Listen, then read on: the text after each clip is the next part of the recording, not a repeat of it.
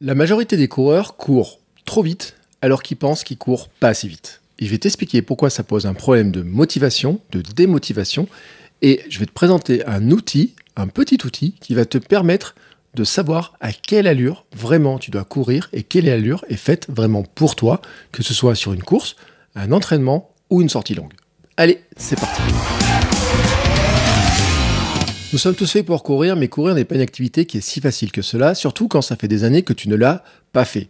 Et un problème important dans la course à pied, surtout quand tu débutes, c'est de savoir à quelle allure tu dois courir. Tu as plein de gens autour de toi qui courent, quand tu vas sur des lieux, dans des stades, des parcs, etc. Tu vois des gens courir, tu les vois courir à des allures, et toi, tu te demandes à quelle allure tu dois courir. Et puis, tu peux avoir un phénomène un petit peu de tenaille en te disant que si tu cours trop lentement, c'est pas terrible, et tu as peut-être le sentiment de te dire quelqu'un qui court, un coureur, une coureuse, c'est quelqu'un qui court quand même vite, plus vite que quelqu'un qui marche. Et en même temps, dès que tu commences à courir un petit peu, et surtout si tu veux accélérer, tu te rends compte que ton corps, et notamment ton cœur et tes poumons, ne suivent pas. Tu t'essouffles, tu as des points de côté, et tu n'arrives pas à courir, tu n'arrives pas à avancer. Et donc ça, c'est démotivant parce que tu te trouves dans une situation où tu n'arrives pas à aller à la vitesse que tu aimerais aller, et quand tu essayes de progresser, tu as l'impression que tu ne progresses jamais. Voici donc un grand paradoxe de la course à pied. Pour courir vite, il faut d'abord courir lentement. Et il faut courir surtout régulièrement pour prendre l'habitude de courir. Et prendre l'habitude de courir, ça se fait si tu trouves un certain plaisir, un peu de bonheur. Si chaque sortie que tu fais est un calvaire, si tu n'en peux plus, si tu n'arrives pas à respirer, si tu n'arrives pas à courir plus de quelques centaines de mètres, quelques secondes, quelques minutes, si tu es fatigué, si tu es épuisé après, comment peux-tu avoir envie d'y retourner 2 jours plus tard, 3 jours plus tard, la semaine d'après? Donc tu ne peux pas prendre l'habitude. L'habitude vient quand tu as un certain plaisir qui est dedans. Si tu n'as pas de plaisir, si tu n'as pas de sentiment de finalement de te dire tiens, aujourd'hui j'ai bien couru, je me suis bien dépensé, cette habitude de courir ne va pas venir. De plus, tu as un autre risque aussi, c'est que si tu cours à une vitesse qui n'est pas vraiment adaptée à la tienne, d'une part, tu risques d'être épuisé, mais surtout, tu risques de te blesser, en fait. C'est-à-dire que on sait que la blessure peut venir aussi quand on essaye de trop tirer sur le corps, d'accélérer, de faire trop d'accélération.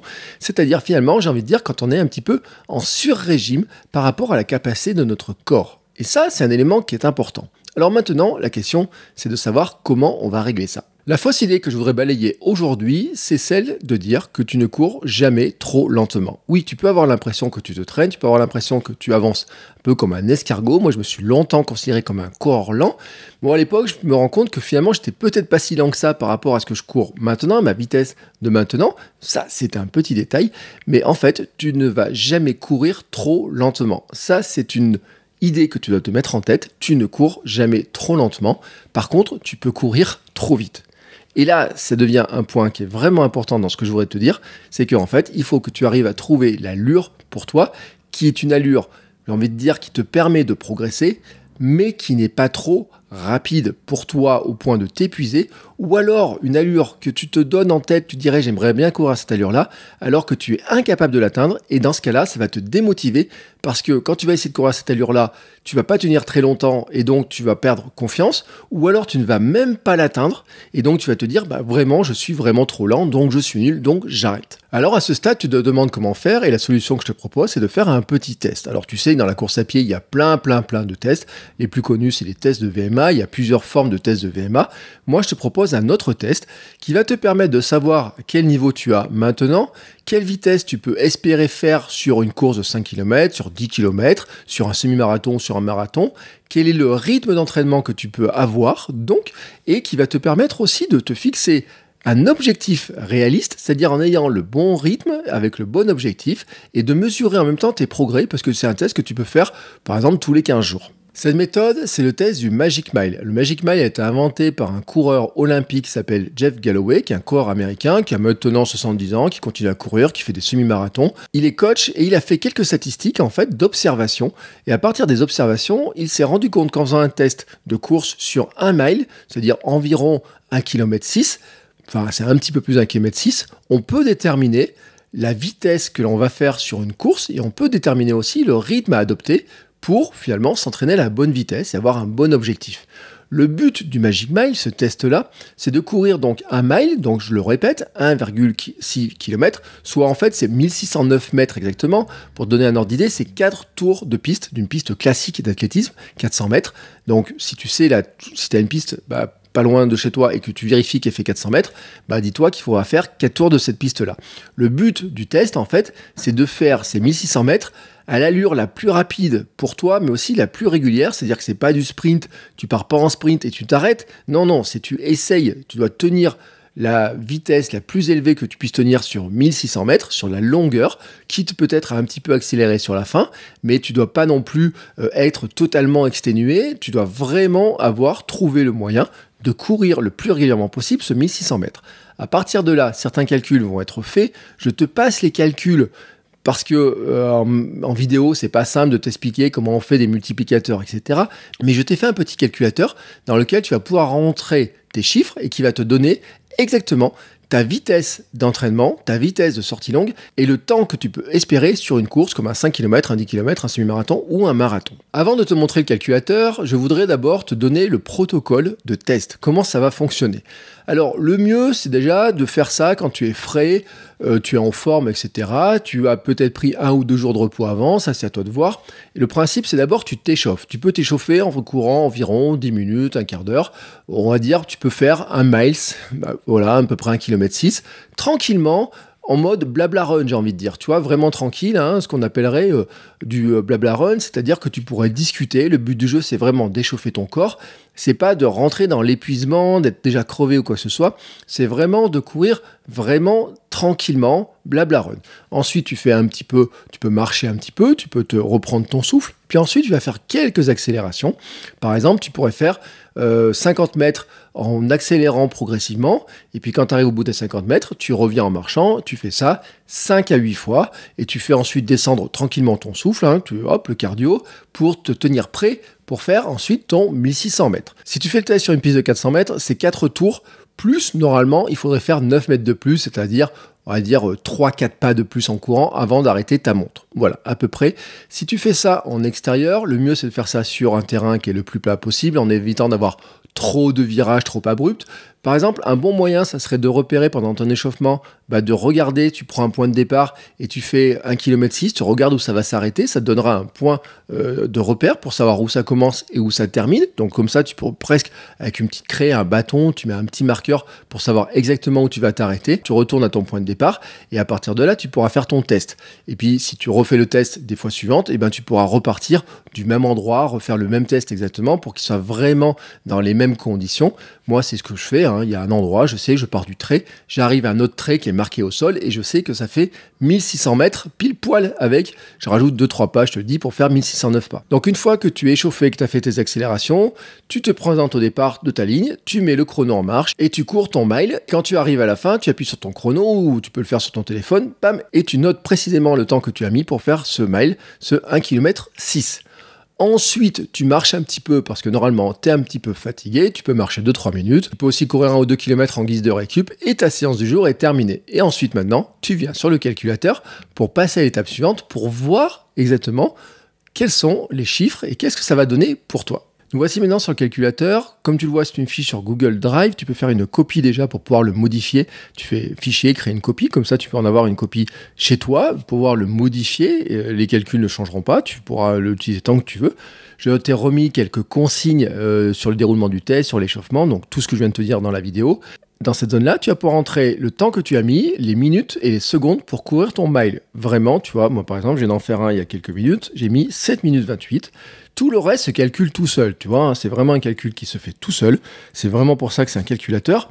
Et tu vois qu'ici, en fait, il y a les distances, il y a l'allure au mile que j'ai gardé pour faire des comparaisons, l'allure au kilomètre et l'estimation de temps total pour parcourir cette distance-là. Et là, ça devient intéressant. Je te parlerai de la dernière colonne en près parce que c'est ce qu'on appelle les facteurs de progrès, la marge de progrès que tu peux viser. Alors, si j'ai couru le mile en 7 minutes 28, tu vois qu'en fait, mon allure au kilomètre, ça fait 4 minutes 38 au kilomètre. Maintenant, ce qu'a constaté Jeff Galloway, en fait, c'est qu'il faut rajouter du temps sur ce mile pour obtenir les temps de course sur un 5 km, un 10 km, un semi-marathon, un marathon. Donc là, il y a des coefficients, des multiplicateurs, etc. etc. J'ai tout rentré dedans, ça fait les calculs tout seul. Mais tu vois que par exemple, si pour faire un 5 km, et ben son observation, c'est qu'en fait, avec ma vitesse à moi, le 5 km, je vais le courir à une allure de 4 km 59 au kilomètre et ça va me donner un temps de course de 24 minutes 54. C'est le temps qui me prédit tout simplement pour faire un 5 km. Le 10 km, 5,20 et 53 minutes 21. Le semi-marathon, 5 km 34 au kilomètre et 1h57. Et le marathon, 6 minutes 2 au kilomètre et 4h14 pour faire le marathon. Voilà, c'est le temps, c'est la prédiction. Ensuite, je t'ai mis une dernière ligne, c'est la vitesse de sortie longue. Et la vitesse de sortie longue, en fait, c'est pour ça que j'ai gardé la colonne de miles, c'est qu'en fait, il rajoute 2 minutes par rapport à la vitesse marathon pour courir un mile. Donc voilà, c'est la vitesse globale. Alors ça peut te paraître extrêmement lent comme vitesse pour faire une sortie longue, mais c'est assez logique. C'est que quand on fait des sorties longues, le but du jeu, c'est vraiment d'allonger la distance, et là je le répète, tu ne vas jamais trop lentement. Cette vitesse-là te permet déjà de progresser parce qu'elle te permet tout simplement d'adapter ton corps au mouvement, et il vaut mieux courir à cette vitesse-là que d'essayer de courir trop vite et de t'épuiser et de te dégoûter de la course, ou alors pire encore te blesser. À ce stade, le calculateur avec le test t'a donné tout simplement à la fois un objectif de temps et la vitesse à laquelle tu dois t'entraîner. Par rapport à ce test du Magic Mile, si on reprend mes chiffres à moi, si je veux courir un 5 km, je dois tabler sur une course environ en 24 minutes 54. Je peux courir un petit peu plus vite, on va dire autour de 24 minutes. Et pour arriver à faire ça, il faut que je m'entraîne à courir autour de 4 minutes 51 au kilomètre ou 4,45 au kilomètre pour arriver à progresser vraiment au maximum du progrès. Ça voudra dire que du moment que je vais courir beaucoup plus vite que ces 4,45 au kilomètre, si par exemple je me mettais à courir en 4 minutes de kilomètre en entraînement, probablement je courrais trop vite et je pourrais m'épuiser et me fatiguer. Et si je cours plus lentement que ça en préparant un 5 km, je vais pas courir assez vite pour préparer un 5 km avec le temps que je vise là. Tout simplement. Ça va me dire aussi que si je voulais courir, par exemple, un 5 km en 20 minutes, pour l'instant, je n'ai pas les moyens physiques de le faire, tout simplement parce que je ne suis pas assez rapide et mon Magic Mile me montre que je n'ai pas les compétences cardiovasculaires, musculaires, techniques actuellement pour arriver à tenir cette distance de 5 km à faire en 20 minutes. Voilà, ça met en fait une sorte de garde-fou en disant attention, on ne peut pas viser n'importe quel temps, mais on peut viser ce temps-là raisonnablement. Ça donne une allure, ça cadre l'allure à laquelle on peut courir et en même temps, ça permet de se projeter sur un temps approximatif, sur une sorte d'objectif de temps en disant tiens, peut-être que je pourrais arriver à le battre quand même. On va essayer de se projeter en disant je vais essayer d'aller un peu plus vite que ça, mais tu sais à peu près sur quel temps tu dois tabler. Et là, bien entendu, tu vas me dire oui, mais moi, j'aimerais courir plus vite. Parce que moi, par exemple, je voudrais courir le marathon en 4 heures. Et là, tu vois, le temps, il est marqué de 4h14. Alors, bien entendu, c'est logique que tu aies envie de ça. Alors, Jeff Galloway a constaté que quand tu t'entraînes pendant environ 6 mois, tu peux espérer un gain de vitesse entre 3 et 5%. Pour arriver à ce gain de vitesse entre 3 et 5%, il faut bien sûr courir régulièrement et faire des exercices qui vont te permettre de courir plus vite, de faire du travail et des accélérations. Donc attention, c'est pas que juste en courant ça va augmenter, il faut que tu fasses des sorties finalement qui soient aux allures auxquelles tu as envie de courir à peu près pour arriver tout simplement à arriver dans les bonnes allures. Alors, ça serait quoi les allures de progrès que tu peux viser? Si tu as une marge de 3% ou de 5%, tu vois par exemple, le 4,38 ça passe à 4,30 ou même 4,24 et la vitesse marathon, ça passerait à 5,54 au lieu de 6,02 ou 5,48 au kilomètre, tu vois, au lieu de 6,02. Donc ça veut dire quand même que c'est un vrai gain de plusieurs secondes. Si tu multiplies ça par 40 km, forcément, à la fin, ça fait plusieurs minutes. Tu peux arriver à gagner peut-être 9 ou 10 minutes sur un semi-marathon ou un marathon comme ça par ce biais-là, mais il ne va pas te promettre des prédictions beaucoup plus importantes parce que l'observation de Jeff Galloway, c'est que en général, la progrès, c'est entre 3 et 5%, sinon au-dessus, on risque des blessures. Il y a bien sûr le cas où tu es un débutant total, où tu n'as jamais couru, tu n'as pas couru depuis très longtemps, peut-être tu as pu avoir un passé sportif ou des choses comme ça, mais où peut-être tu as des facultés qui vont se réveiller et tu vas progresser très vite au départ. Ça peut arriver pour les débutants, mais si tu cours depuis quelques temps et que tu te rends compte que ta vitesse n'évolue pas beaucoup, tu peux tabler sur cette marge de 3 ou 5%. Pour conclure sur cette vidéo, je dois te rappeler d'abord que ce test est d'abord un outil. Ça va te donner une idée du temps que tu vas mettre pour faire une course. Ça va te donner un cadre d'entraînement, mais ça ne te donne pas le temps précis, la prédiction. Si tu es un peu plus rapide, tant mieux. Si tu es un petit peu plus lent, bon bah c'est comme ça. Ça veut dire que peut-être qu'il y avait un petit écart sur la mesure, ce n'est pas grave. Jeff Galloway précise qu'en fait, la prédiction est beaucoup plus juste quand tu fais 3 tests et que ces 3 tests, tu fais la moyenne des 3 tests, ça va te donner une prédiction beaucoup plus juste. Ça me permet de te rappeler aussi que comme c'est un outil qui te permet de mesurer tes progrès, le mieux c'est de le faire régulièrement. Tu peux le faire par exemple tous les 15 jours pendant une période de préparation ou tous les mois si tu as envie de savoir un petit peu où tu en es. Ce n'est pas une séance qui est extrêmement exigeante parce que finalement tu vas courir environ 5 km sur cette séance-là, donc c'est pas une séance qui est très exigeante, mais c'est une séance qui te permet de mesurer tes progrès, savoir où tu en es, savoir si finalement tu vas plus vite que ce que tu pensais, que tu vas un petit peu moins vite, si tu as de la fatigue parce que tu n'arrives pas à tenir les allures que tu avais. Ça peut expliquer aussi pourquoi sur des entraînements, tu te sens mieux ou moins pas assez bien à certaines allures. Donc c'est vraiment un test que tu peux faire très régulièrement. Enfin, n'oublie pas que ce test se vérifiera seulement si tu t'entraînes régulièrement derrière, si tu fais des sorties qui vont permettre de travailler ta vitesse, si tu fais des sorties qui vont permettre de travailler l'endurance fondamentale, c'est-à-dire la capacité de courir plus longtemps.